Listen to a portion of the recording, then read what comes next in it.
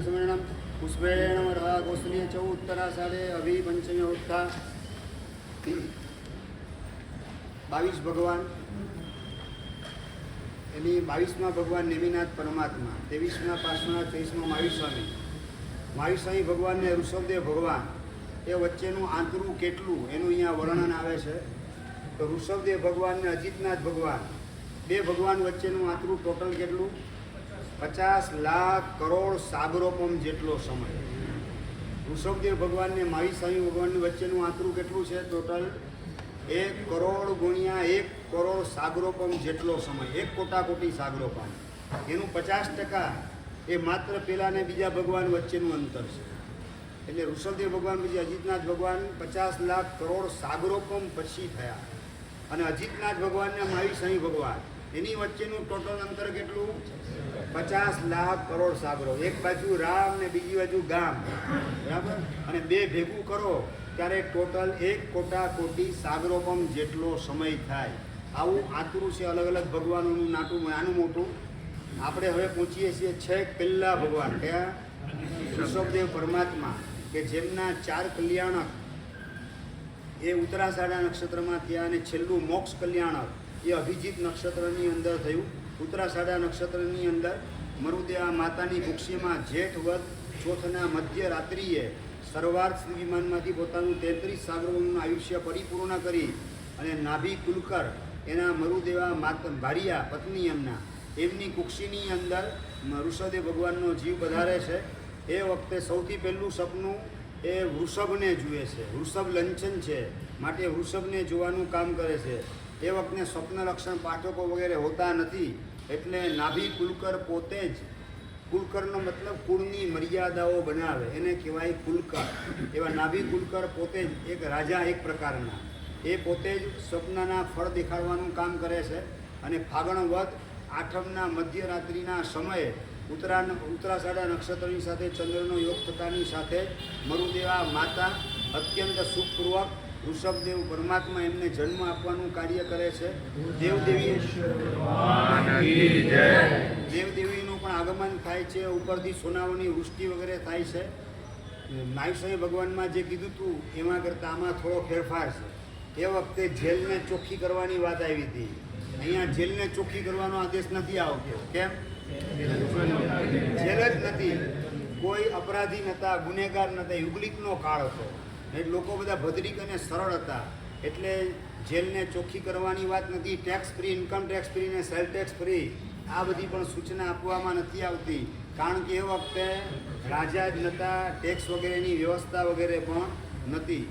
ભગવાનનો 1 વર્ષમાં કંઈક સમય ઓછો હતો ત્યારે શક્રેન્દ્ર જે છે નીચે પધારે છે। પહેલાં ભગવાનના વંશની સ્થાપના કરવી એ ઇન્દ્રનો આચાર છે, એ આચાર પાળવા માટે પધારે છે। પરંતુ દેવગુરુની પાસે ખાલી હાથે કઈ રીતે જવાય એટલે મહેલમાં પ્રવેશ કરતાં પહેલાં શેરડીના ટુકડા વગેરે સરસ મજાના લઈ શેરડીનો સાઠો લઈ અને પ્રભુની પાસે પધારે છે અને ભગવાનની પાસે આવે છે ત્યારે ભગવાન પણ એકદમ પ્રસન્ન મોઢાવાળા હતા અને ભગવાનને શેરડી દેખાડે છે।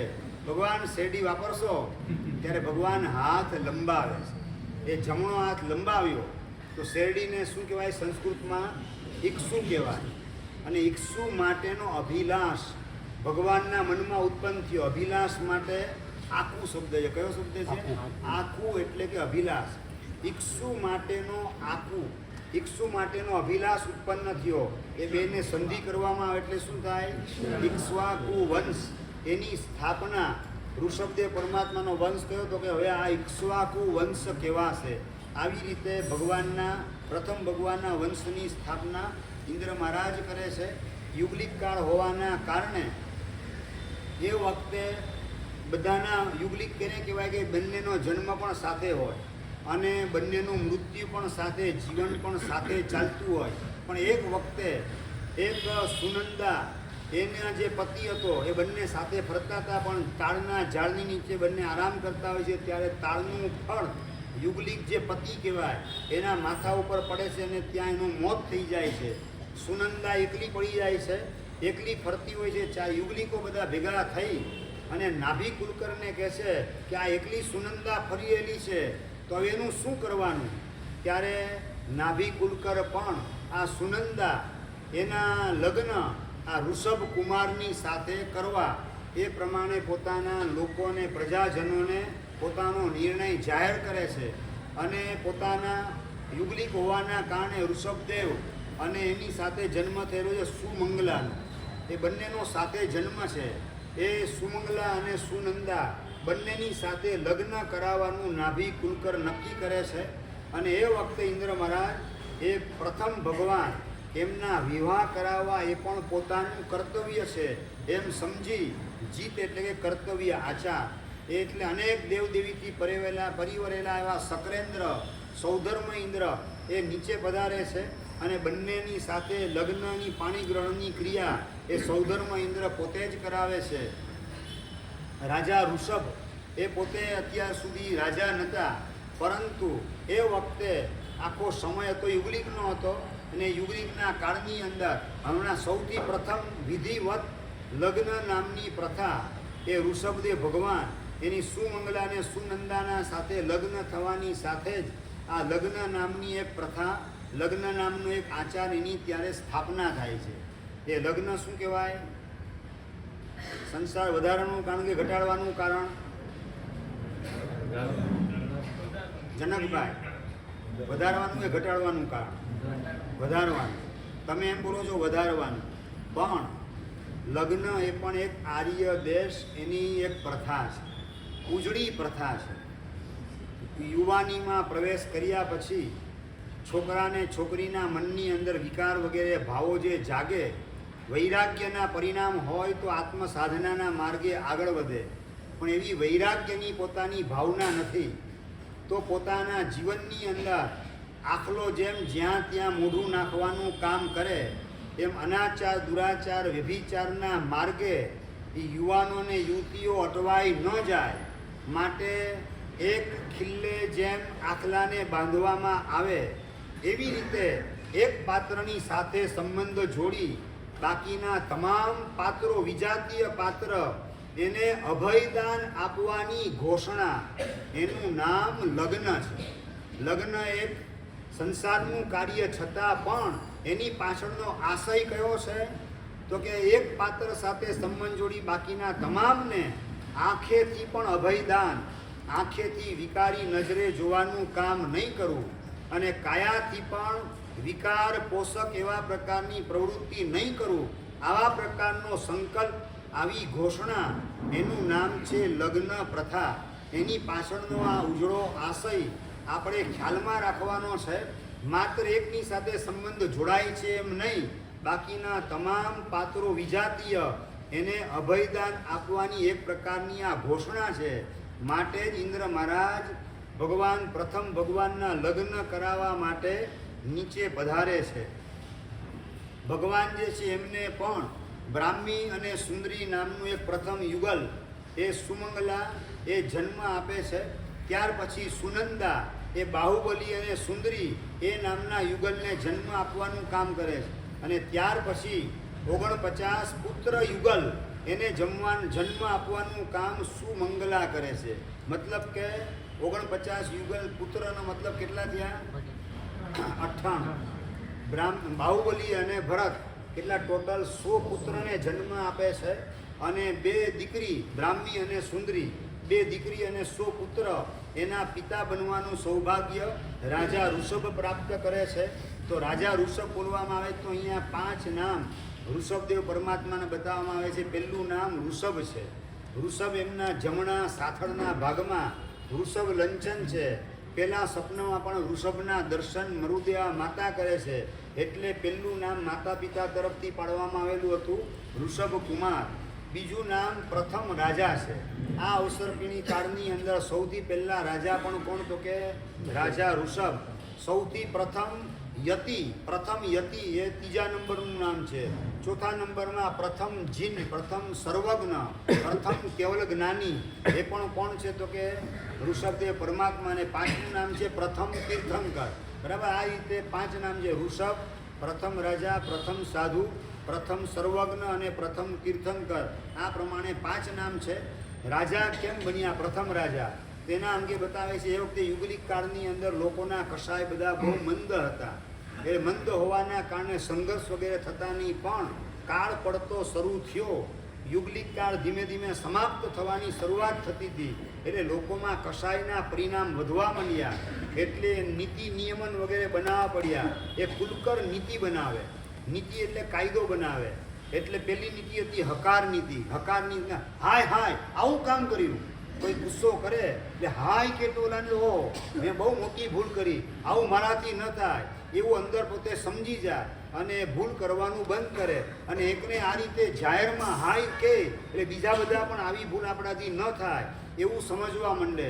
એવા પ્રકારની લોકોની સરળતા હતી. પણ ધીમે ધીમે કાળ પડતો થવાના કારણે કસાઈ વધતા ગયા.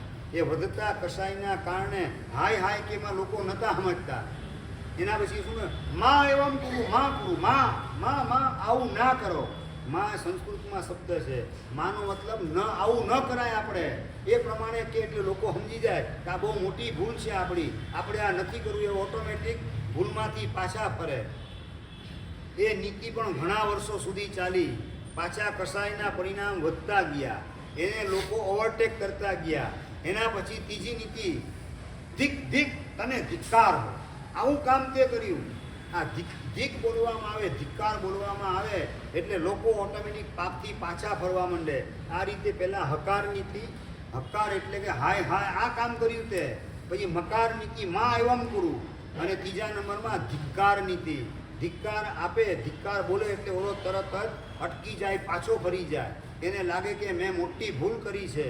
પણ હવે લોકો આ દંડ નીતિને પણ ઓવરટેક કરવા માંડ્યા. લોકો કોકની પત્નીને ઉપાડીને ભાગે, કોકને મારવાનું કામ કરે, આ બધું થવા માંડ્યું. લોકો ફરિયાદ કરવા માટે ઋષભ કુમાર પાસે આવે છે કે આ બધું લોકો હેરાનગતિ આવી રીતે કરે છે, આવું હવે મારે શું કરવું, અમારી પત્નીને કઈ રીતે સુરક્ષા આપી, અમારે કઈ રીતે બચાવ કરવો. ત્યારે કીધું આ બધી નીતિઓ જે છે ને રાજા નક્કી કરે. એટલે રાજા એ પણ મંત્રી, સેનાપતિ, નગર શેઠ આ બધાથી અધિષ્ઠિત હોય, એવો અભિષેક કરેલા રાજા હોય, એ બધી પ્રજાજનોને સંભાળવાનું કામ કરે. તો અમારે ક્યાં જવું એવા રાજા માટે? તો નાભી કુલકર જે છે એમને વાત કરો, એ બધી વ્યવસ્થા ગોઠવશે. અને નાભી કુલકર પાસે લોકો જાય છે કે અમારે એક રાજા જોઈએ. તમને કોણે કીધું પણ રાજા જોઈએ? અને રાજાએ શું કરવાનું હોય, રાજા કોને કહેવાય? એ જેવું સમજાવ્યું હતું ઋષભ કુમારે, એ બધું as it is inverted comma બોલવાનું કામ કરે છે યુગલિક લોકો. તો કહે છે આટલું બધું જો જ્ઞાન તમને આપેલું છે ઋષભ કુમારે, તો આજથી તમારા રાજા ઋષભ થાવ. આ રીતે જાહેરાત કરે છે. તો ઋષભ રાજાની એક શરત કઈ હતી? અભિષેક કરવામાં આવે એવો રાજા. લખેલું છે અહીંયા, અભિષિક્ત અમત્યાદિ પરિવૃતો રાજા ભવ. અભિષેક કરવામાં આવેલો હોય અને મંત્રી, સેનાપતિ, નગર શેઠથી પરિવરેલો એવા પ્રકારના રાજા હોય. સારું, આપણે અભિષેક કરીએ. બધા યુગલિક લોકો નદી કિનારે જાય છે પાણી લેવા માટે. અને આ બાજુ ઇન્દ્ર, સૌધર્મ ઇન્દ્રનું સિંહાસન ચલાયમાન થાય પ્રથમ રાજા, એનો રાજ્યાભિષેક કરવો એ પણ ઇન્દ્ર મહારાજનું કર્તવ્ય છે એમ સમજી અને સૌધર્મ ઇન્દ્ર નીચે આવે છે. રાજ્યાભિષેક સરસ મજાનો કરે છે. સાથે સાથે શ્રેષ્ઠ વસ્ત્ર પણ પહેરાવે છે, આભૂષણ પણ પહેરાવે છે. અને રાજા તરીકેનો મુગટ એ પણ મસ્તક ઉપર ગોઠવવાનું કામ કરે છે. સરસ મજાના પરમાત્માને શણગારેલા હતા ઇન્દ્ર મહારાજ વગેરે દેવતાઓએ. યુગલિક લોકો એ પાણીને લાવવાનું કામ કમળના પડિયામાં કરે છે. એ કમળના પાંદડા ભેગા કરી એમાં પાણી લાવે, કેટલાક ખોબામાં પાણી લાવે. અને ભગવાનનો અભિષેક કરવો છે, પણ એ વખતે ભગવાનનો તો રાજ્યાભિષેક થઈ ગયેલો હતો. તો આપણને અભિષેકનો લાભ મળીને આપણે શું કરવું? હવે મેરુ શિખર નવરાવે જો માથેથી કરે તો બધું બગડી જાય. એટલે વિવેક વાપરી અને પગમાં ખાલી અભિષેક કરે છે. અને એ વખતે ઇન્દ્ર મહારાજ જુએ છે કે લોકો કેટલા વિનયી છે. પોતે અમે અભિષેક અમારા રાજાનો કરીએ, આવો અહંકાર રાખવાના બદલે વિનયી પ્રકૃતિ છે, વિનીત લોકો રહે છે આ નગરીની અંદર. એટલે આ નગરીનું નામ વિનીતા નગરી, એની સ્થાપના ઇન્દ્ર મહારાજ કરે છે. આપણે પણ રોજ ભગવાનનો શું કરતા? અષ્ટપ્રકારની પૂજા કરતા હો. અને અષ્ટપ્રકારની પૂજા તમે પર્યુષણમાં કરવા જાઓ ને ભગવાનને બધાએ આંગી કરેલી હોય અને મારો અભિષેકનો નિયમ છે એ રહી જાય એટલે શું કરવાનું હવે? આંગી ઉતારો. અને તમારી પાછી તેવડ ન હોય ને ભાવના ન હોય, નવી આંગી કરવાની. તો આવું ન કરાય. કોઈએ આંગી કરેલી હોય સરસ મજાની, તો તમે તમારા જે પાર્શ્વનાથ ભગવાન ઉપર અષ્ટપ્રકારી પૂજા કરતા હો, તો પાર્શ્વનાથ ભગવાનના બદલે બાજુના શાંતિનાથ ભગવાન કે સુપાર્શ્વનાથ બીજા ભગવાન છે, ઉપર નીચેના ભગવાન, એને લઈને હું એના ઉપર અષ્ટપ્રકારી પૂજા કરી લઉં. આ પ્રકારે આપણે વિવેક વાપરવાનો હોય. પણ આ ભગવાનનો હું અભિષેક કરું એટલે કોઈએ કરેલો અષ્ટપ્રકારી પૂજા આંગી કરેલી હોય અને વિખેરી નાખો અને તમારી પાસે આંગી કરવાની તૈયારી ન હોય, તો આ વિવેક શૂન્ય અવસ્થા કહેવાય. આપણે વિવેક વાપરવાનો હોય, એના કરતાં ઉત્કૃષ્ટ આંગી કરવાની તૈયારી હોય તો એ ભગવાનનો ફરીથી અષ્ટપ્રકારી પૂજા કરો. તમે એવી ગણતરી ન હોય તો બીજા ભગવાન એની પણ તમે અષ્ટપ્રકારી પૂજા કરો તો લાભ કેટલો મળે? ઓછો કે વધારે? સરખો. એટલો સરખો જ લાભ મળે. એટલે આ તો વિવેક દ્રષ્ટિ આપણે કેળવવાની હોય. આ બોધપાઠ આ પ્રસંગના માધ્યમથી આપણે લઈએ. આ રાજા તરીકે બન્યા બાદ રાજા ઋષભ અત્યારે પ્રજાજનોની અંદર 4 પ્રકારના કુળની સ્થાપના કરે છે. જેની પ્રકૃતિ ઉગ્ર હતી એ લોકોને કોટવાડનું સ્થાન સોંપે છે. એનું ઉગ્ર કુળની સ્થાપના કરે છે. જે લોકો માનનીય હતા, પોતાના કરતાં વડીલ વગેરે હતા, એનું ભોગ કુળની સ્થાપના કરે છે. બીજા નંબરની અંદર જે લોકોની સમાન ઉંમર હતી પોતાની સાથે, એ લોકોને મિત્ર સ્થાનીય રાજન્ય કુળની સ્થાપના કરે છે. અને એ સિવાયના જે કોઈ હતા એ સામાન્ય પ્રજાજન તરીકે ક્ષત્રિય કુલની સ્થાપના. આ રીતે 4 પ્રકારના કુલ, ઉગ્ર કુલ, ભોગ કુલ, રાજકુલ અને ક્ષત્રિય કુલ, આ 4 પ્રકારના કુલની સ્થાપના કરે છે. રાજા ઋષભ જ્યારે બચપણની અવસ્થામાં હતા ત્યારે તો ઇન્દ્ર મહારાજ હાથમાં અમૃતનો સંચાર કરેલો અંગૂઠાની અંદર એ પોતે ચૂસી અને પોતાની ક્ષુધાને શાંત કરે. પણ ધીમે ધીમે પોતાની ઉંમર મોટી થઈ અને રસોઈ રાંધવાનું કામ એ વખતે થતું નહોતું. ત્યારે દેવતાઓ ઉત્તર કુરુમાંથી કલ્પવૃક્ષના દિવ્ય ફળો લાવી અને રાજા ઋષભ કુમારને આપવાનું કામ કરતા. એના આધારે પરમાત્માનું ભોજન નિર્વાહનું કાર્ય થતું હતું. પરંતુ એ કાળની અંદર કલ્પવૃક્ષના પ્રભાવ ઘટવાના કારણે હવે કલ્પવૃક્ષના ફળ મળવાના લોકો માટે બંધ થઈ ગયા. એટલે લોકોએ શું કરવું, શું ખાવું? તો ઔષધિઓનું તમે ભક્ષણ કરો. ઔષધિ એટલે ઘઉં, બાજરો વગેરે એ તમે વાપરો. એ ઘઉં વગેરે વાપરે પણ પચતું નથી. એટલે ઘઉંને પલાળી 2 કલાક 3 કલાક અને પછી વાપરજો, તમને પચી જશે, પોચા થશે. એટલે પલાળીને વાપરવાનું કામ કરે. પછી હાથની અંદર રાખવાનું. પલાળ્યા પછી પણ નહોતા પચતા તો હાથમાં થોડોક સમય રાખો, હાથની ગરમી મળે એટલે તમને પચી જશે. આ રીતે અલગ અલગ પ્રકારના ઉપાય રાજા ઋષભ એ દેખાડવાનું કામ કરતા હતા. એમ કરતાં કરતાં એક વખત જંગલની અંદર અગ્નિ ઉત્પન્ન થાય છે. અગ્નિ ઉત્પન્ન થાય છે એ વખતે લોકો જે છે એને આ તો રત્ન છે એમ સમજીને પકડવા જાય છે. લોકો ગળવા માંડ્યા. એટલે કહે છે ભાઈ જંગલની અંદર મોટો રાક્ષસ આવેલો છે, એ બધાને બાળવાનું કામ કરે છે. એટલે રાજા ઋષભ અવધિ જ્ઞાનનો ઉપયોગ મૂકે છે ને ખ્યાલ આવે છે કે અત્યારે યુગલિક કાળની સમાપ્તિ સૂચક એવો અગ્નિ ઉત્પન્ન થયેલો છે. તમે જે અનાજ વાપરતા હતા તમને પચતું નથી, અગ્નિમાં પકાવી અને હવે વાપરજો, તમને પચવા મળશે, વાંધો નહીં આવે. લોકોએ તો અગ્નિમાં અનાજ નાખવાનું કામ કર્યું અને હોમ સ્વાહા ફૂટફૂટ સ્વાહા થઈ જાય. હવે અમને અનાજ આપો, અમને ખાવાનું આપો, માગવાનું કામ કરે. અગ્નિ પાછું શું આપે? કશું ના આપે. પાછા રાજા ઋષભ પાસે આવે છે. તો રાક્ષસ છે, રાક્ષસ બધું ખાઈ જાય, અમને પાછું આપતો કશું નથી. અને ફરિયાદ કરવા માટે યુગલિકો આવ્યા. ત્યારે રાજા ઋષભ હાથીની અંબાડી ઉપર બેસેલા હતા. માટીનો પિંડો મંગાવે છે અને કુંભસ્થળ હાથીનું ત્યાં માટીનો પિંડો એને પાથરવાનું કામ કરે છે. અને ત્યાં તાવડી બનાવી અને યુગલિકોને આપે છે. આ તાવડીની અંદર અનાજ મૂકી અને પછી અનાજ એ અગ્નિમાં રાખજો તો અનાજ શેકાઈ જશે, ખાવા લાયક થઈ જશે. પછી તમે ખાશો તો વાંધો નહીં આવે. ઓલો વેતાળ જે છે ને ખાઈ જવાનું કામ નહીં કરે. વચ્ચે તાવડી રાખશો ને એટલે તમારું અનાજ સલામત રહેશે. સમજાયું કે નરેન્દ્રભાઈ? ખ્યાલ આવ્યો કે નહીં ખ્યાલ આવ્યો? રોટલી પણ છે ને બેનો શેકે ને શું કરે? પહેલાં રોટલીને ગેસ ઉપર મૂકે કે તાવડી ઉપર મૂકે? તાવડી પર, તવી પર મૂકવાનું કામ કરે. ડાયરેક્ટ રોટલીને ગેસ ઉપર ન મૂકે, પહેલાં તાવડી ઉપર. તાવડી ઉપર 50-60% જેટલી પાકી જાય, પછી ફૂલાવાની હોય ત્યારે શું કરે? ડાયરેક્ટ ગેસના બર્નર ઉપર મૂકવાનું કામ કરે. હિરેનભાઈ, ખ્યાલ આવ્યો ને? આ બહેનોની પાસેથી ઘણું બધું શીખવાનું છે. તમારા દીકરા દીકરી જે છે એને ડાયરેક્ટ તમે અગ્નિની જેમ ફાયરિંગ કરવાની ભાષામાં વાત કરો તો દીકરા દીકરી તમારું માને કે ન માને? એ માનવાનું કામ ન કરે.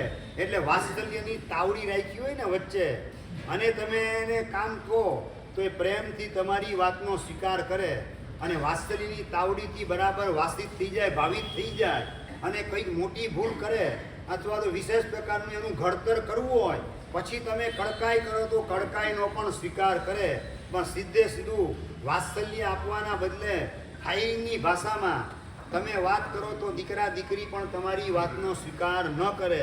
એટલે આ કુંભકાર શિલ્પ ભગવાને જેમ શીખડાવ્યું એમ આપણે પણ આ શિલ્પનો આપણા જીવનની અંદર ઉપયોગ કરવાનો છે. કુંભકાર શિલ્પ, બીજા નંબરની અંદર લુહાર શિલ્પ, ત્રીજા નંબરમાં ચિત્રકાર શિલ્પ, ચોથા નંબરમાં વણકરનું શિલ્પ, અને પાંચમા નંબરમાં હજામની કળા. એ વખતે હજામ, દાઢી મૂછ વગેરે એ વધતા નહોતા, અમુક લિમિટમાં આવીને અટકી જાય. યુગલિકનો કાળ હતો એટલે હવે ધીમે ધીમે દાઢી મૂછના અને માથાના વાળ વધવા માંડ્યા. જેમ જેમ કસાઈ વધે તેમ તેમ દાઢી મૂછને માથાના વાળ પણ વધતા જાય. લોકો બધા કેવા લાગે? આમ વાઘરી જેવા લાગવા માંડે, બાવા જેવા લાગે. એટલે ભગવાને એના માટે આ હજામની પણ કળા શીખડાવવાનું કામ કર્યું. આ મુખ્ય 5 શિલ્પ, એની સાથે 20 અવાંતર શિલ્પ ગોઠવવાના.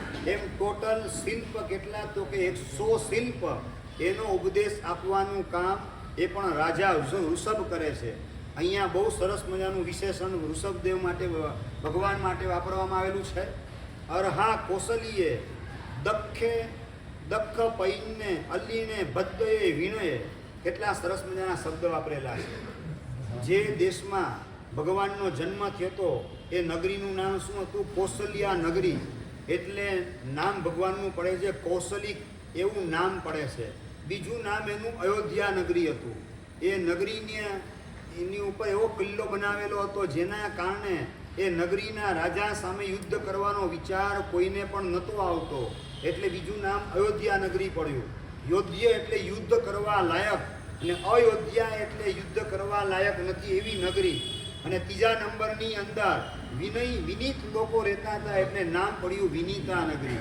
આ રીતે 3 પ્રકારના નામ નગરીના છે. ઋષભદેવ ભગવાનનું વિશેષણ અહીંયા બતાવેલું છે દક્ષ. દક્ષ એટલે કુશળ, હોશિયાર. ભગવાને પોતાની હોશિયાર એક દક્ષ વિશેષણ છે, અને બીજું વિશેષણ છે ભદ્રક. ભદ્રક એની વ્યાખ્યા કરેલી છે સરળ પરિણામ. ટીકાકારે વ્યાખ્યા કરી છે કે સરળ પરિણામવાળા હતા ઋષભદેવ પરમાત્મા. એક બાજુ શું કહે છે? હોશિયાર. અને બીજી બાજુ શું કહે છે? સરળ. આ બે જોવા મળે કે ન જોવા મળે નિલેશભાઈ? હોશિયાર હોય ને સરળ હોય એવું લગભગ જોવા ન મળે. ને સરળ હોય તો પાછો અંગૂઠા છાપ હોય, ભોટ હોય. પણ અહીંયા 2 વિશેષણ વાપરે. દક્ષ પણ છે એટલે હોશિયાર પણ છે, વિચક્ષણ છે, અને સાથે સાથે સરળ પણ છે. ભદ્રક એટલે સરળ છે. એનો મતલબ ભગવાને પોતાની હોશિયારીનો ઉપયોગ પ્રજાના હિત માટે કરેલો હતો. એટલે અહીંયા મૂળ સૂત્રમાં લખેલું છે કે ગણિત વગેરે કળાઓ, ગણિતથી માંડી પંખીના અવાજને સમજવાની કળા, 72 કળા, એ બધી ભગવાન પોતે કોને શીખડાવે છે? ભરત મહારાજાને શીખડાવવાનું કામ કરે છે. અને નંબર 2 લક્ષણ શાસ્ત્ર વગેરે એ બાહુબલીને શીખડાવવાનું કામ કરે છે. અને એ ઉપરાંત 100 પ્રકારના શિલ્પ એ પણ ભરત મહારાજાને શીખડાવવાનું કામ કરે છે. અને મહિલાના 64 ગુણ એ બ્રાહ્મીને સુંદરીને શીખડાવવાનું કામ કરે છે. સુંદરીને હંસ વગેરે 18 પ્રકારની લિપિ એ પણ શીખડાવવાનું કામ કરે છે. અને આ બધું 3 જે શીખડાવે છે, 72 કળા પુરુષની, 64 કળા એ સ્ત્રીની, અને 100 પ્રકારના શિલ્પ, આ 3 શેના માટે શીખડાવે? તો લખે તિન્નીવી પયા હિયા એ ઉવદિશય. પ્રજાના હિત માટે આ 3 વસ્તુ દેખાડવાનું કામ કરે છે. એટલે સ્ત્રીની કળા, પુરુષની કળા અને શિલ્પ 100 પ્રકારના એ પ્રજાના હિત માટે, પ્રજાનું કલ્યાણ થાય, મંગલ થાય એ માટે પોતાની હોશિયારીનો ઉપયોગ પ્રભુએ કરેલો હતો. બીજાને છેતરવા માટે નહીં. તમારી દુનિયામાં હોશિયાર કોને કહેવાય? બીજાને છેતરે એને કહેવાય. અહીંયા એ માટેની હોશિયારીનો ઉપયોગ નથી. માટે બીજું વિશેષણ વાપરેલું કયું છે? ભગવાન ભદ્રક હતા, ભગવાન સરળ પરિણામવાળા હતા.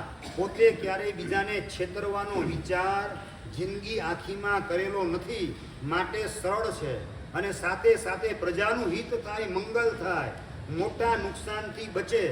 લગ્ન પ્રથા શેના માટે?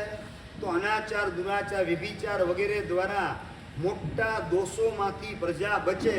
એટલે લગ્ન નામની પ્રથા ગોઠવવામાં આવી. તો આની પાછળનો આશય કયો છે? પ્રજાનું હિત થાય, મંગલ થાય. આ પ્રકારનો આશય રહેલો છે.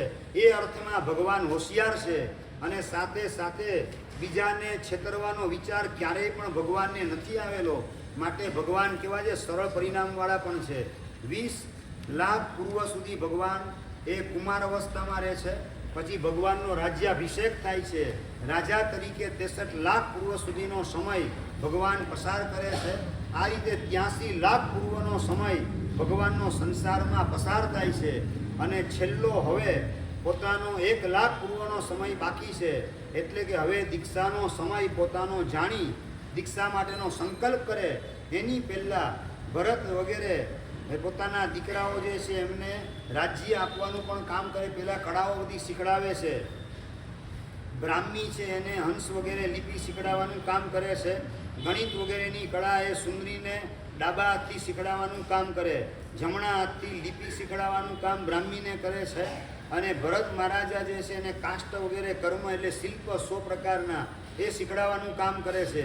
બાહુબલીને પુરુષ, સ્ત્રી વગેરેના લક્ષણ કેવા પ્રકારના 32 લક્ષણ, 108 લક્ષણ, 1008 લક્ષણ વગેરે એ બધું બાહુબલીને શીખડાવવાનું કામ કરે છે. ત્યાર પછી ભરત જે છે એને વિનીતા નગરીના રાજા બનાવવાનું કામ કરે છે. બાહુબલી અને બહલી દેશ આપે છે અને તક્ષશિલા એની રાજધાની એના રાજા તરીકેનો અભિષેક કરે છે. બાકીના પણ 98 દીકરા એ બધાને અલગ અલગ પ્રકારના દેશ આપી અને રાજા બનાવવાનું કામ રાજા ઋષભ પોતે જ પોતાના હાથે આ રીતે 100 દીકરા એનો રાજ્યાભિષેક કરે છે. અંગદેશ, બંગદેશ, કલિંગ દેશ વગેરેની અંદર અલગ અલગ રાજધાનીઓ સોંપે છે.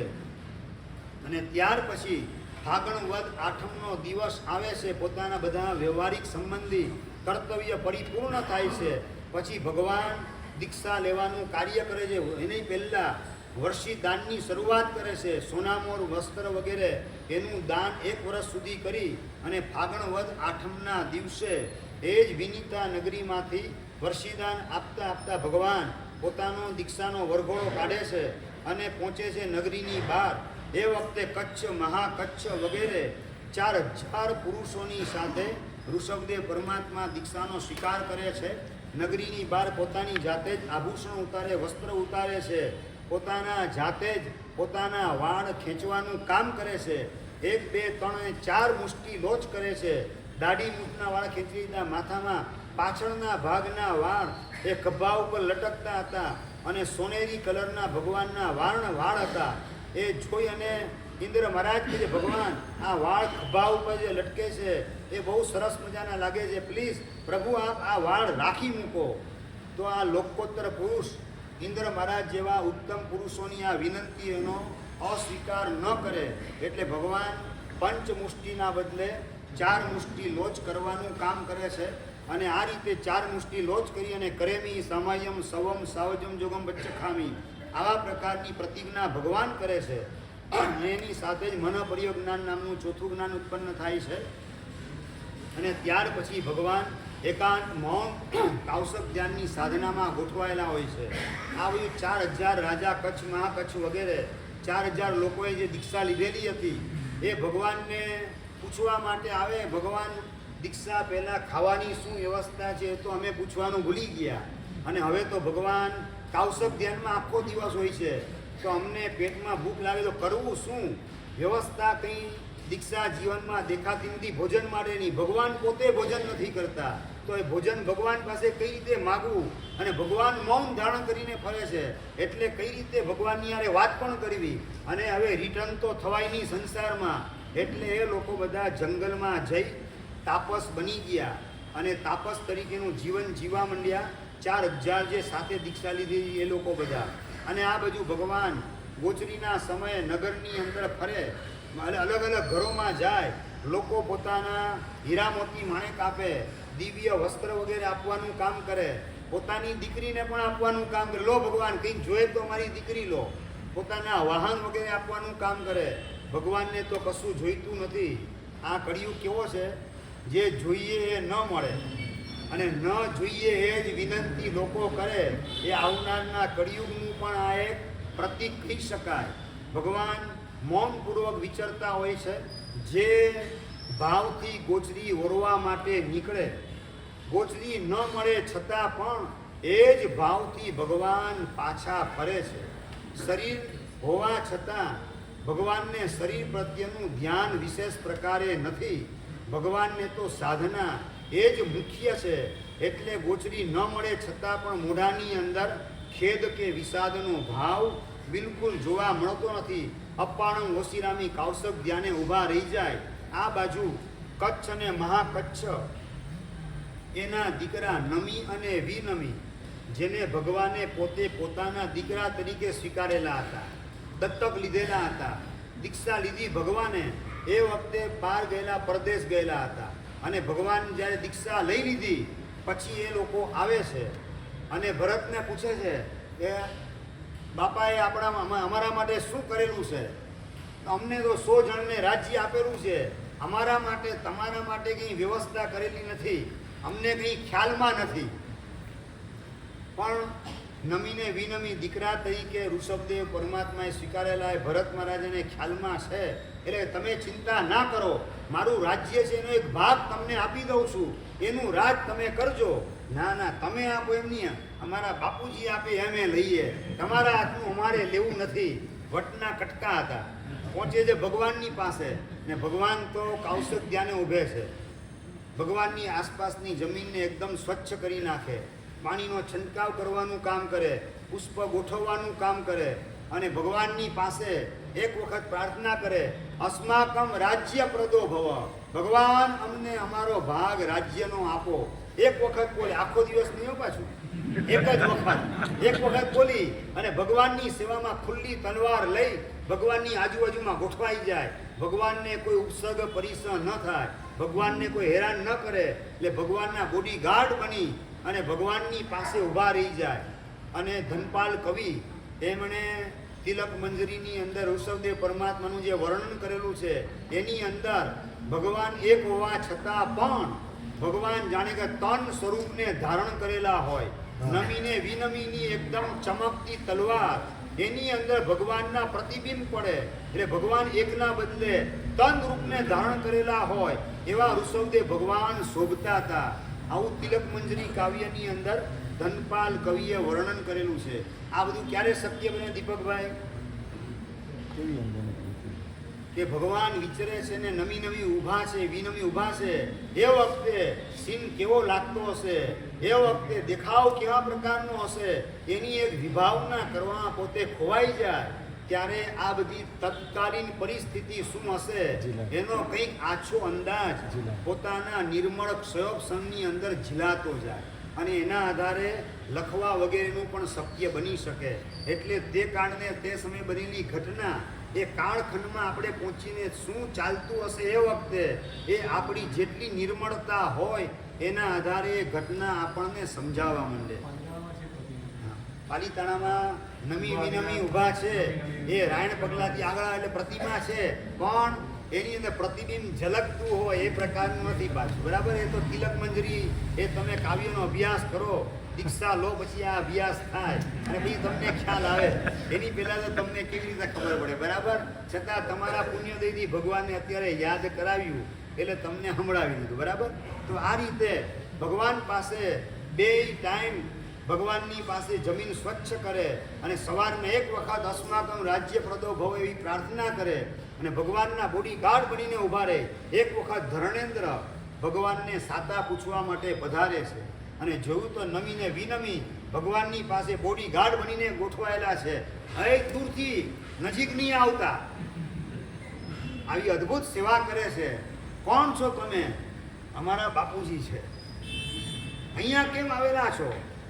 એ દીક્ષા લીધી ને એ વખતે અમને રાજ્યનો ભાગ આપવાનો બાપુજી ભૂલી ગયા હતા. અત્યારે મોંગ છે, જરાય ડિસ્ટર્બ નહીં કરતા સાધનામાં. એ સાઈડમાં લાવીને વાત કરે છે. એમને જ્યારે ઠીક લાગશે ત્યારે અમને અમારો ભાગ આપશે. ત્યાં સુધી બાપુજીની સેવામાં અમે ગોઠવાયેલા છીએ. અદ્ભુત વિનયને ભક્તિ ભાવ જોઈ ધર્ણેન્દ્ર ખુશ થઈ જાય. એટલે કે તમે ચિંતા ના કરો, ભગવાન હવે તો તીર્થંકર થઈ ગયા, દીક્ષા લઈ લીધી છે, એ તમને આ સંસારનો ભાગ હવે ના આપે. અને ભાગ તમે માગો ને તો ભગવાન દોષમાં પડે. તમને જો ભાગ આપવાનું કામ કરે તો એ ભરતને ને બાહુબલીની ઈશારો કરે તમને મળી જાય, પણ ભગવાનને દોષ લાગે આવું તમારે ન કરાય. તમારા પિતાજીને થોડો દોષ લગાડાય. આ દોષ ન, સાચી વાત છે, ચિંતા ના કરો. આ ભગવાનની ભક્તિ તમે કરો છો ને, એ ભગવાનના ભક્તિ ભાવથી મને અંતરમાં એક પડઘો પ્રગટે છે. વિદ્યાધરની શ્રેણી એ વેચવાની બાકી રહી ગઈ છે, એ હું તમને આપું છું ભગવાન વતી. એટલે દક્ષિણ ને ઉત્તરની શ્રેણી એ આપવાનું કામ નમી અને વિનમીને 60 નગર દક્ષિણ દિશાના અને 50 નગર ઉત્તર દિશાના વિનમીને આપે અને દક્ષિણ દિશાના નમીને આપે છે. અને એ ઉપરાંત 48,000 રોહિણી, પ્રજ્ઞપ્તિ, ગૌરી, ગાંધારી વગેરે મહાવિદ્યાઓ એ પણ આપવાનું કામ કરે. આવી વિદ્યાઓના માધ્યમથી વિદ્યાધરનું રાજ્ય, એના તમે રાજા બનજો, માલિક બનજો. અને એમાં પણ 4 વિદ્યા, રોહિણી, પ્રજ્ઞપ્તિ, ગૌરી, ગાંધારી એક વખત બોલો અને સિદ્ધ થઈ જાય એવા પ્રકારની. બાકીની 48,000 ને સાધવી પડે સાધના કરવા દ્વારા. એવી વિદ્યાઓ આપી અને ધર્ણેન્દ્ર પોતાના સ્થાને પધારે છે. નમીને વિનમી પણ ઉત્તર શ્રેણી અને દક્ષિણ શ્રેણીનું વિદ્યાધરની શ્રેણી એનું રાજ્ય સંભાળવા માટે પહોંચી જાય છે. આ બાજુ ભગવાન જે છે એક ઉપવાસ બે ઉપવાસ કરતાં કરતાં લગભગ 400 જેટલા ઉપવાસ પૂરા થવા આવ્યા. અને એ વખતે શ્રેયાંશ કુમારને સપનું આવે છે કે હું સપનાની અંદર મેરુ પર્વતનો મેં અભિષેક કર્યો. પેલા મેરુ પર્વત દલ દેખાતો હતો, મેં અભિષેક કર્યો ને એકદમ ઝળહળતો થઈ ગયો. એવા પ્રકારનું સપનું મને આવ્યું. રાજાને પણ સપનું આવે છે, મંત્રીને પણ સપના આવે છે. એક લડવૈયો એકલ પંડે લડતો હતો ને શ્રેયાંશની સહાયથી એને વિજય પ્રાપ્ત થઈ ગયો એવું રાજાને સપનું આવે છે. સુબુદ્ધિ નામના શ્રેષ્ઠી એમને સપનું આવે છે કે સૂર્યના મંડળમાંથી કિરણો છૂટા પડી ગયા હજારો, અને એ પાછું શ્રેયાંશ એમાં જોડી દેવાનું કામ કર્યું. એ એકદમ સૂર્ય એકદમ બ્રાઇટ, વધારે બ્રાઇટ થઈ ગયો, તેજસ્વી થઈ ગયો. આ પ્રકારે સપનાની વિચારણા રાજસભામાં સવારે મંત્રી શ્રેષ્ઠી અને શ્રેયાંશ કુમાર કરતા હોય છે. શ્રેયાંશ કુમાર એટલે બીજા કોઈ નહીં, બાહુબલીના દીકરા એ સોમપ્રભ, અને સોમપ્રભના દીકરા એટલે આપણા શ્રેયાંશ કુમાર. એ બધા સપનની વિચારણા કરતા શું ફળ મળશે સમજણ પડતી નથી કંઈ. પણ શ્રેયાંશ કુમાર તમને લાભ આજે સારામાં સારો થશે, આવો સપનોનો ફલાદેશ. તમે પણ આવું જ કરો ને, બીજું શું બોલો? સમજણ ન પડે તો લાભ સારો થશે, આટલું કહીને તમે પતાવી દો. અને વૃષભદેવ પરમાત્મા ગોચરીના સમયે નીકળતા હોય છે અને એ વખતે લોકો વિનંતી કરે છે રત્નની, આભૂષણની, વસ્ત્રની, પણ ભગવાન કશું લેતા નથી. અને લોકો ચર્ચા કરે છે સ્વામી આપણા ઘરે પધારે છે, ઘરે પધારે એટલે કંઈક લેવા માટે આવે છે, પણ લેતા કંઈ નથી. અને શ્રેયાંશ કુમાર આ દ્રશ્ય જુએ છે, ભગવાનને આવતા જુએ છે અને કશું કોઈની પાસેથી લેતા નથી. આવું જુએ છે, વિચાર કરતાં કરતાં આવું ક્યાંક મેં જોયેલું છે. વિચાર કરતાં કરતાં જાતિસ્મરણ જ્ઞાન શ્રેયાંશ કુમારને થાય છે. અને શ્રેયાંશ કુમારને ખ્યાલ આવે છે કે પૂર્વ ભવની અંદર હું સારથી હતો અને ભગવાન ચક્રવર્તી તરીકે હતા અને ભગવાનની મેં ભક્તિ કરેલી હતી. એ જાતિસ્મરણ જ્ઞાનની અંદર એ વખતે ચક્રવર્તી બનીને ભગવાને પણ દીક્ષા લીધેલી અને ભગવાનના સારથી તરીકે મેં પણ દીક્ષા લીધેલી હતી. અને એ વખતે વજ્રસેન નામના તીર્થંકર ભગવાન એમણે કીધેલું હતું કે આ વજ્રનાભ નામના ચક્રવર્તી જેણે દીક્ષા લીધેલી છે એ આવતી 24મીમાં ભરત ક્ષેત્રની અંદર પહેલા તીર્થંકર થવાના છે, 500 ધનુષ્યની કાયાવાળા. આને એમના જમણા સાથળ ઉપર વૃષભ નામનું લંછન હશે. આ બધું પૂર્વ ભવમાં વજ્ર સેન નામના તીર્થંકર પરમાત્મા એમના શ્રીમુખે સાંભળેલું હતું અને ભગવાનના સાથળમાં વૃષભનું લંછન પણ જુએ છે. ભગવાનની હાઈટ 500 ધનુષની જુએ છે. જાતિસ્મૃત જ્ઞાનમાં પોતાનો પૂર્વભવ યાદ આવી ગયો. ખરેખર એ આ જ મારા પૂર્વભવના માલિક છે. બસ એ આ ભવના પણ મારા માલિક, મારા ઉદ્ધાર માટે પધારેલા છે. પધારો પધારો પ્રભુ પધારો. અને એ વખતે શ્રેયાંશ કુમાર જે છે એમના રાજમહેલની અંદર એક ભાગશાળી શ્રેષ્ઠ એવા શેરડીના રસથી ભરેલા 1008 કળશાઓ લઈ આખું ગાડું ભરી અને શ્રેયાંશ કુમારના ઘરે આવે છે. અને શ્રેયાંશ કુમારના ઘરે 1008 શેરડીના રસથી ભરેલા ઘડાઓ મૂકવાનું કામ કરે છે. અને એ વખતે શ્રેયાંશ કુમારની નજર શેરડીના ઘડા તરફ જાય, આ બાજુ ભગવાન તરફ જાય. પધારો સ્વામી પધારો. ઋષભદેવ પરમાત્મા પધારે અને એ વખતે શેરડીના રસથી ભરેલા ઘડાઓ એ ભગવાનના હાથમાં ઠાલવવાનું કામ, વરાવવાનું કામ કરે શ્રેયાંશ કુમાર. એક ઘડો બે ઘડો બધા ઘડા નાખે છતાં એક પણ ટીપું ધરતીમાં પડે નહીં એવી લબ્ધિ તીર્થંકર પરમાત્માની પાસે હોય. એ ભગવાન જે છે સૌથી પહેલું પારણું, 400 ઉપવાસનું પારણું શ્રેયાંશ કુમારને ત્યાં રાજમહેલમાં કરે છે. અને એ વખતે કેવું સારું ચોઘડિયું ચાલતું હશે કે એક કોટાકોટી સાગરોપમ પછી પણ આ વર્ષી તપ આજની તારીખે પણ ચાલુ છે. વચલા 22 ભગવાનના શાસનમાં કેટલા નવા તપ શરૂ પણ થયા હશે અને પૂરા પણ થઈ ગયા, આપણા સુધી પહોંચેલા નથી. પણ આ શ્રેયાંશ કુમારે કરાવેલું પારણું અને ભગવાને કરેલો આ વર્ષી તપ આજ સુધી આપણી પાસે અખંડિતપણે ચાલી આવતો પહોંચેલો છે. આવો શ્રેયાંશ કુમાર જેવો ઉત્કૃષ્ટ ભાવ આપણને પણ પ્રાપ્ત થવો જોઈએ. 5 પ્રકારના દિવ્ય પ્રગટે છે. અહોદાનમની ઘોષણા થાય અને એ વખતે લોકો બધા પૂછે છે કે શ્રેયાંશ તને કઈ રીતે ખબર પડી ગઈ કે આ રીતે ભગવાનને પારણું કરાવાય? ત્યારે શ્રેયાંશ કુમાર કહે છે કે આ ભગવાન સાથે મારે તો 9 ભવનો સંબંધ છે. પહેલા ભવની અંદર ભગવાન એ ઈશાન દેવલોકની અંદર લલિતાંગ નામના દેવ હતા.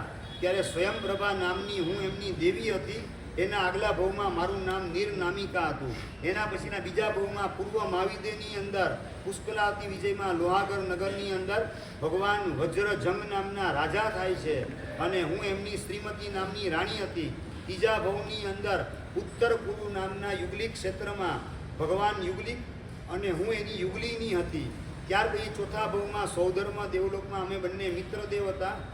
પાંચમા ભવમાં પશ્ચિમ મહાવિદ્ય ક્ષેત્રમાં ભગવાન વૈદ્યના પુત્ર હતા અને હું જે છે એ મિચ્છામી હું વૈદ્યનો પુત્ર હતો અને ભગવાન જે છે એ જીરણ શેઠના દીકરા હતા. ભગવાનનું નામ કેશવ હતું.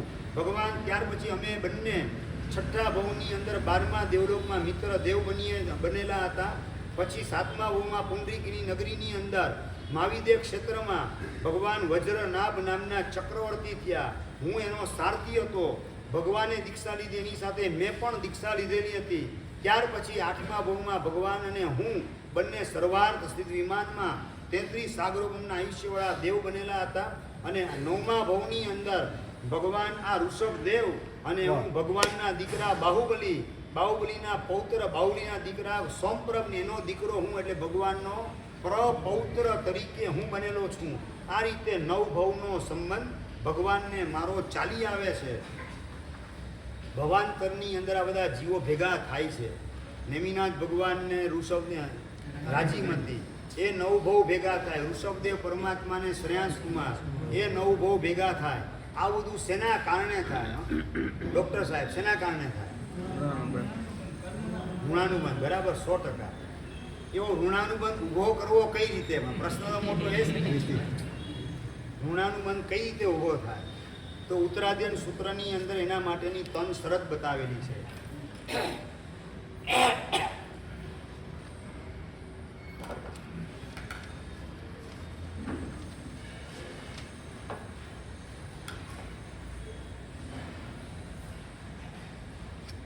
અન્નોન્નમ પીમંતા, પરસ્પર એકબીજાને હૃદયથી લાગણી હોય એવા જીવો ભવાંતરની અંદર ભેગા માત્ર ઉપલક આર્ટિફિશિયલ પ્રેમ દેખાડીને અંદર ખભેથી ખભા મળવા છતાં હૃદયથી હૃદયનું મિલન ન થતું હોય તો એવા જીવો ભવાંતરમાં ભેગા થતા નથી હોતા. એટલે હૃદયથી હૃદયનું મિલન આંતરિક પ્રીતિ હોય. બીજા નંબરની અંદર અન્ન મન્ન હિયે સીણો, એકબીજાના હિતની કામના કરતા હોય. બીજાની કબર ઉપર પોતાના સ્વાર્થની ખીચડી પકાવવાનું, પોતાના સ્વાર્થનો મેલ ચણવાનું કામ ન કરે. એટલે અન્ન મન્ન હિયે સીણો, સામા જીવનું હિત કઈ રીતે થાય, મંગલ કઈ રીતે થાય, કલ્યાણ કઈ રીતે થાય, એવો વિચાર આવે. એવા જીવો ભવાંતરમાં ભેગા થાય.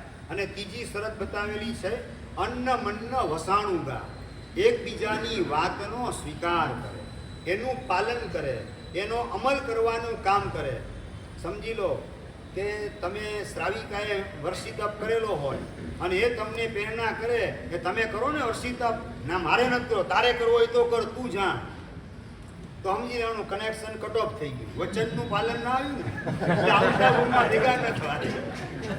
આ ઋષભદેવ ભગવાને દીક્ષા લીધી અને સારથી તરીકે શ્રેયાંસ કુમારને પણ ઈશારો કર્યો કે દીક્ષા લેવા જેવી છે અને તરત એમની વાતનો સ્વીકાર કરી લીધો શ્રેયાંસ કુમારે, માટે ભેગા થયા. આ ચિત્ર અને સંભૂત મુનિની પણ વાત આવે છે. આસીમો ભાયરા દોવી કરીને ઉત્તરાધ્યન સૂત્રની અંદર 7-8 ભવથી ભેગા જે ચિત્ર અને સંભૂત મુનિ બંને, પણ એ સંભૂત મુનિની અંદર નિયાણું કરી લીધું. સ્ત્રી રત્ન મને મળે અને હું પણ 6 ખંડનો માલિક ચક્રવર્તી થાઉં. ચિત્ર મુનિ સમજાવે છે કે ભઈલા હિરાવણ હાથી એને વેચી અને ક્યાં ગધેડો ખરીદવાની ભૂલ કરે છે. ના, મારે તો ચક્રવર્તી થવું, મારે તો સ્ત્રી રત્નનો હું પતિ થાઉં, એવું બનવું છે.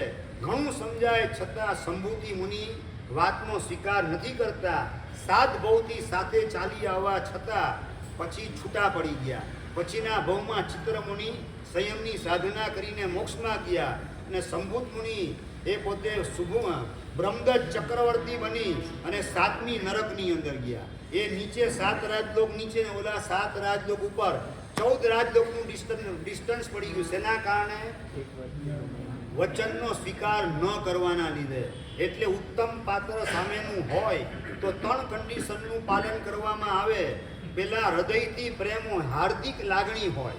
બીજા નંબરમાં લાગણી છે તમને તમારા દીકરા ઉપર, એટલે શું કરવાનું? એ દીક્ષાની એની ભાવના, તને હું દીક્ષા ન આપું એમ કરીને અટકાવવાનું કામ કરો. એટલે શું કહેવાય? એના હિતની અંદર તમે લંગર નાખવાનું કામ કર્યું, એના હિતની અંદર તમે બ્રેક કરવાનું કામ, એને તોડવાનું કામ કર્યું.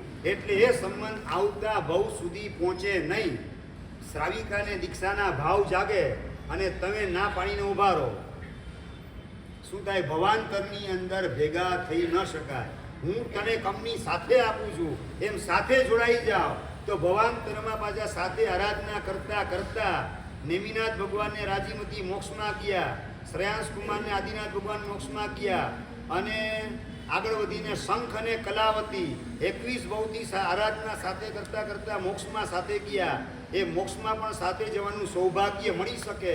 3 શરતનું પાલન હોય તો 3માંથી એક પણ શરત ભાંગે એટલે કનેક્શન કટ ઓફ થઈ જાય. બરાબર? એટલે અંતરથી આંતરિક લાગણી આઈધર 3માંથી કોઈ એક કે 3 જોઈએ. 3 હોય તો આ છૂટા પડી ગયા ને. એક શરત તોડી નાખી બ્રહ્મદત્ત ચક્રવર્તીએ, 2 શરત પાડી, ત્રીજી શરત વચનનું પાલન એ પોતે છોડી દીધી, એની વાતનો સ્વીકાર ન કર્યો. એ વાતનો અસ્વીકાર એટલે કનેક્શન કર્મસત્તા ઓટોમેટિક કટ ઓફ કરી. તમારે કરવું ન પડે, એ કર્મસત્તા કટ ઓફ કરી નાખે. તમે તો ઊંઘતા હો શાંતિથી અને કનેક્શન કટ ઓફ થઈ જાય. એટલે આ રીતે આ બધો બોધપાઠ આના દ્વારા આપણને મળે. શ્રેયાંસ કુમારનો જે સંબંધ ભગવાન સાથેનો, એવો આપણો ભગવાન સાથેનો સંબંધ થાય, આપણે પણ વહેલા મોક્ષમાં પહોંચી શકીએ. પાછા સંબંધ એવાની યારે જોડજો કે નજીકના બહુ મોક્ષમાં જવાના હોય. અચ્છા, 500 બહુ ને 1000 બહુ બાકી હોય એની યારે જોડશો તો તકલીફ થશે પાછું.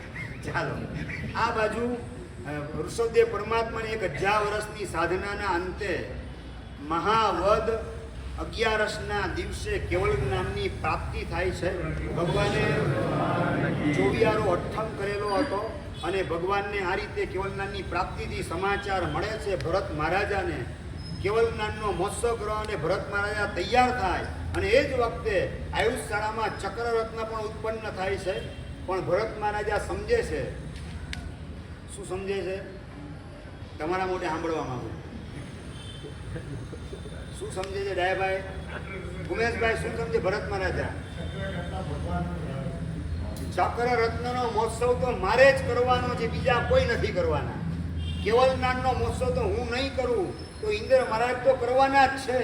મારા બાકીના 99 ભાઈ કરવાના છે. ઇન્દ્ર મહારાજ કરવાના. આ તો મારે જ કરવું પડે એમ છે. એટલે હું શું કરું?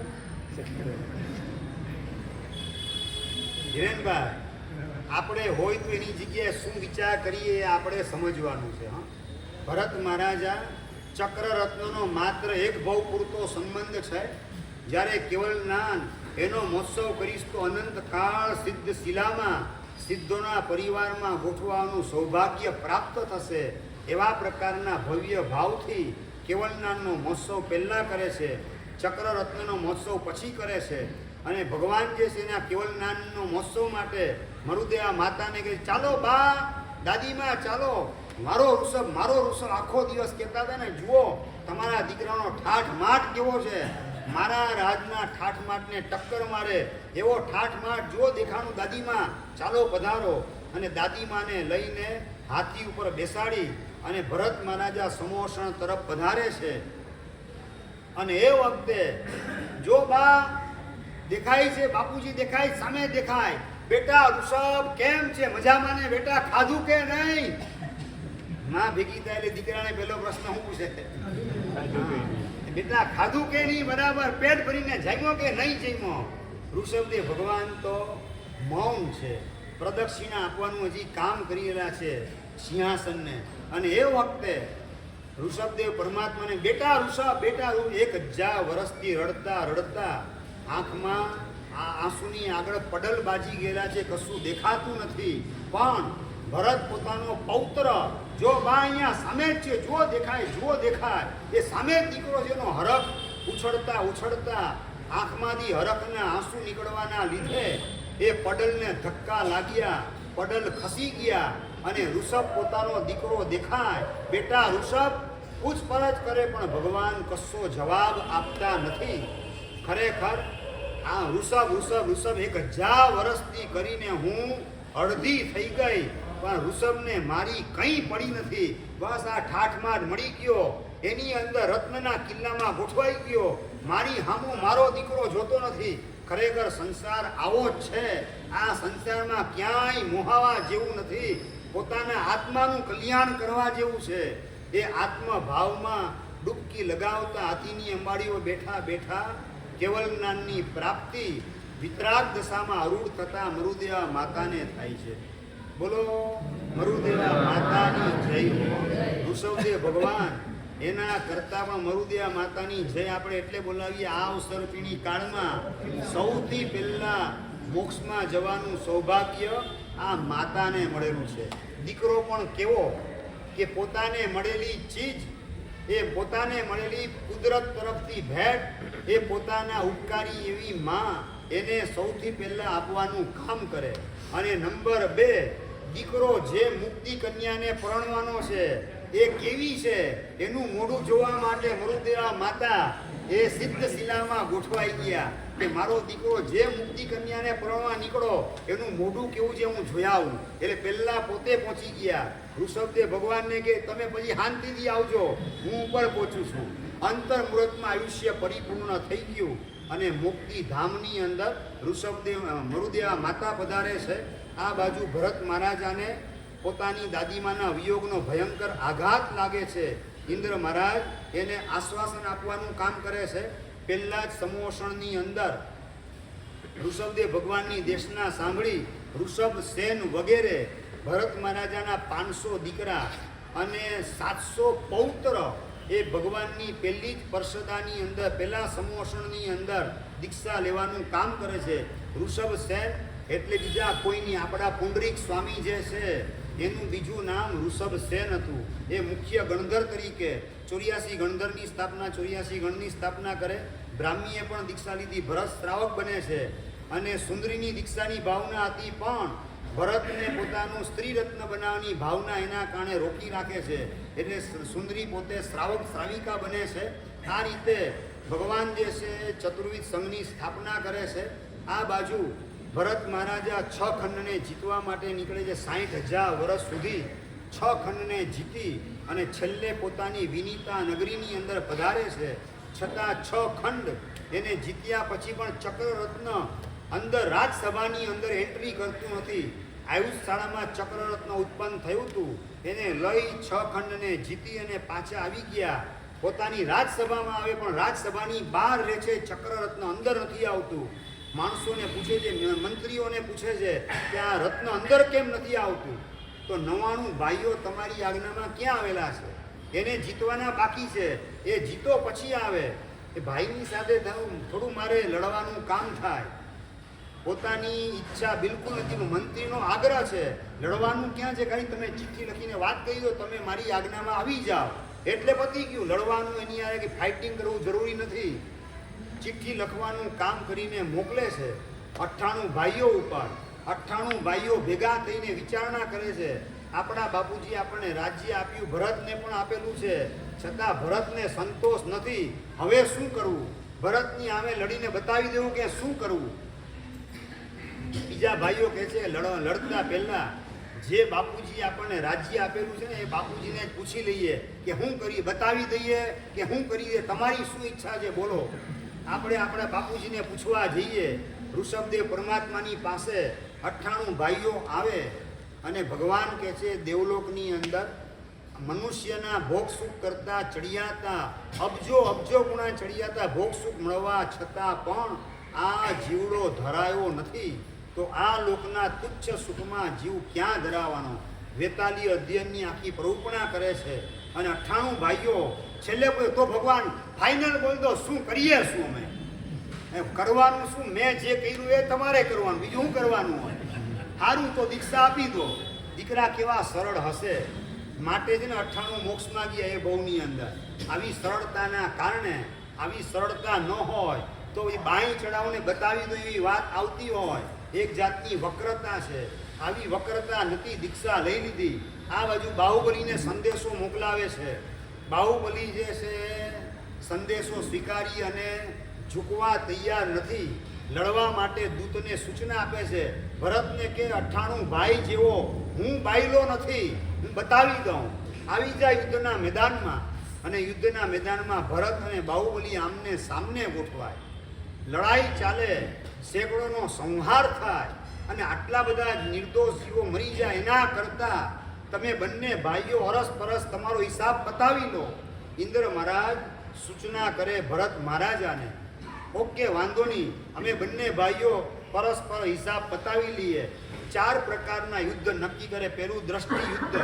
દ્રષ્ટિ યુદ્ધ એટલે કે ખુલ્લી આંખે એકબીજાને જોવાના, અને જેની આંખ પહેલી પલકારો મારી જાય એ હારી ગયો, જેની આંખ પલકારા ન મારે એ જીતી ગયો. ભરતની આંખ પહેલા પલકારો મારી જાય છે. ભરત મહારાજા હારી ગયા પહેલા યુદ્ધમાં. કઈ વાંધો નહીં, હજી બાકીના 3 યુદ્ધ છે. બીજા યુદ્ધની અંદર વાઘ યુદ્ધ હતું. વાઘ યુદ્ધનો મતલબ ઓમ બોલવાનું. મ જેટલો લંબાય, જેટલો વધારે ચાલે એ જીતે ને. જેનો મ વેલો ઓમ વેલું પતી ગયું એ પોતે હારી ગયો. આ વાઘ યુદ્ધ, એની અંદર પણ બાહુબલી જીતી જાય છે. 2 યુદ્ધમાં ભરત હારી જાય, બાહુબલી જીતી જાય. ત્રીજા નંબરનું યુદ્ધ હતું એ મુષ્ટિ યુદ્ધ હતું. મુષ્ટિ યુદ્ધ એટલે કે બોક્સિંગ નહીં. મુષ્ટિ યુદ્ધનો મતલબ મુઠ્ઠી વાળવાની.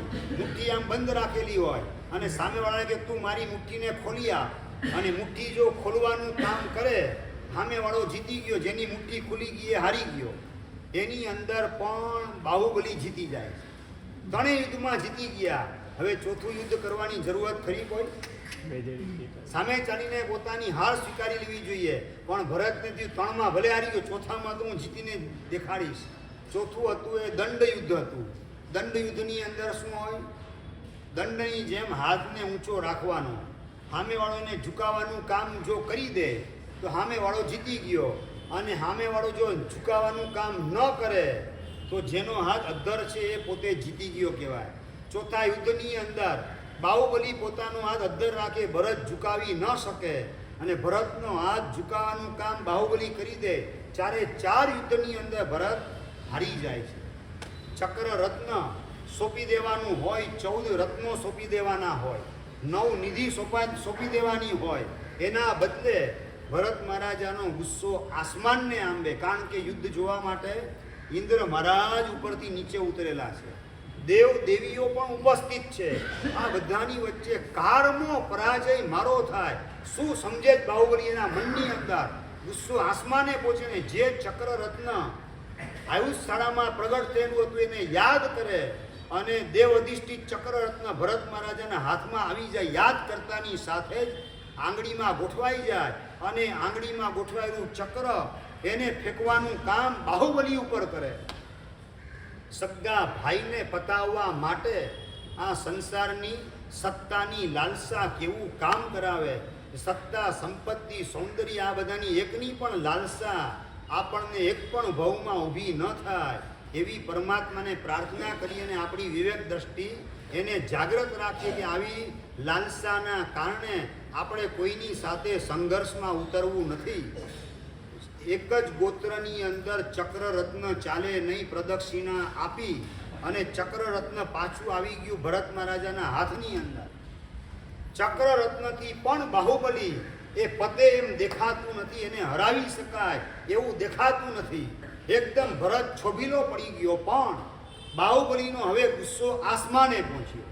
4 યુદ્ધમાં હરાવી દીધા, 3માં હારી ગયા, પછી 4થું યુદ્ધ કરવાનું જ ન હોય, તારે તારી ખાનદાની દેખાડવાની હોય. એના બદલે 4માં તને હરાવ્યા પછી પણ તારા ચક્રરત્ન વગેરે મને સોંપવાના બદલે ચક્રરત્ન મને ફેંકીને મારવાનો પ્રયત્ન કર્યો. શું સમજે? ગુસ્સો આસમાને પહોંચે અને બાહુબલી ભરતને મારવા માટે પોતાની મુઠ્ઠી ઉગામવાનું કામ કરે છે. ભરત યાદ કરી લે બચપણના દિવસો. બચપણમાં ભરતને બાહુબલી છે ને હારે રમતા હોય, એ રમતા રમતા બાહુબલી 2 પગ એક હાથથી પકડે અને 2 હાથ એક હાથથી પકડીને આમથી આમ ટાંગા ઠોડી કરી અને હલાવતા હલાવતા એ ઉપર ઉછાળે, વાદળમાં ખોવાઈ જાય. ભરત મહારાજા વાદળમાં ખોવાઈ જાય, ચીસ પાડે, નીચે પડેલી પેલા 2 હાથમાં ઝીલી લે અને ઊભો રાખવાનું કામ ભરતને કરે અને ભરત એની પીઠ થાબડે. ભરત બચપણના દિવસો યાદ કરી લે અને બચપણમાં આવી તાકાત હતી. મારા હાથ પગની ટાંગા તોડી કરી ઊંચકીને, તમે કોકને ઊંચકીને મૂકો તો કેટલે બાવડામાં ઊંચકવાની તાકાત નથી, ક્યાં ઉપર ઉડાડવાની વાત આવે. અને ભરત અંદરથી હલી ગયો. ખ્યાલ આવ્યો કે મારું મોત હવે નિશ્ચિત છે. બાહુબલી મુઠ્ઠી ઉગામે બચપણ યાદ